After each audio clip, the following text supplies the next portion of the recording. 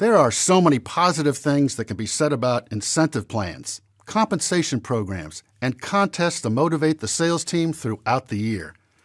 Who's going to complain about the opportunity to earn more money? That being said, implementation of these programs needs to be well designed, communicated very clearly, and be equitable for the entire organization.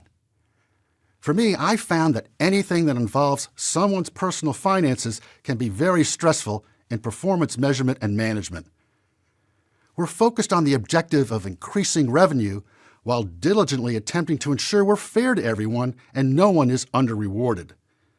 Similar to setting sales targets, these responsibilities are a lot more difficult than anyone suspects. It's just not that easy. We're going to briefly review each one and the impact they have in sales performance measurement. However, I would definitely recommend you explore getting additional training for this if you're inexperienced or feel unsure. I also want to stress you work closely with your human resources contact along with your financial manager to ensure you're handling correctly and budgeting appropriately. Incentive plans. In its simplest form, the primary objective is to give the salesperson a target to achieve, and the incentive program motivates them to do it.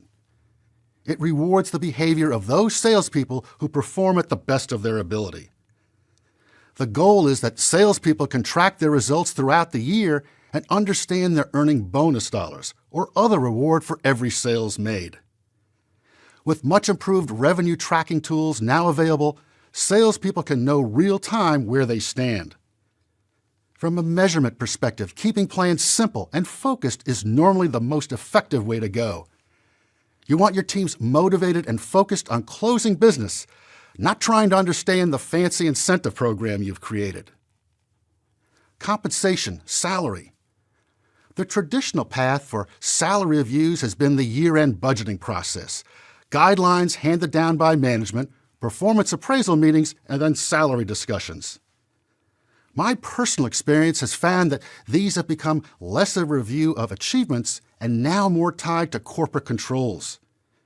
We each have different views on this, but we're all reading about salary increase freezes or maxing out at 2 to 3%. This creates a dilemma of using salary as a performance measure since there's not a lot of room to maneuver. However, you want to make sure you're rewarding and keeping your best salespeople.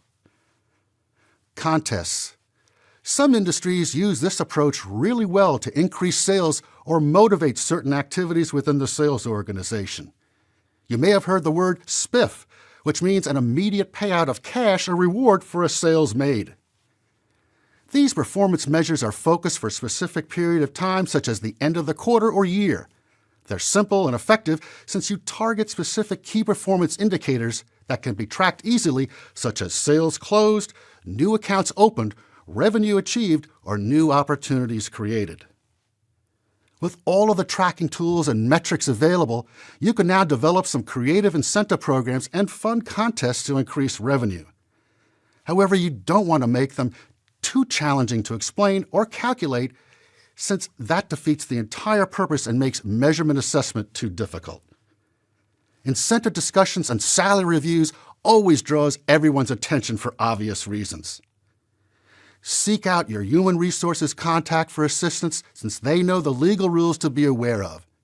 In addition, the finance teams need to be on top of what your costs are and ensuring revenue is tying in with payouts.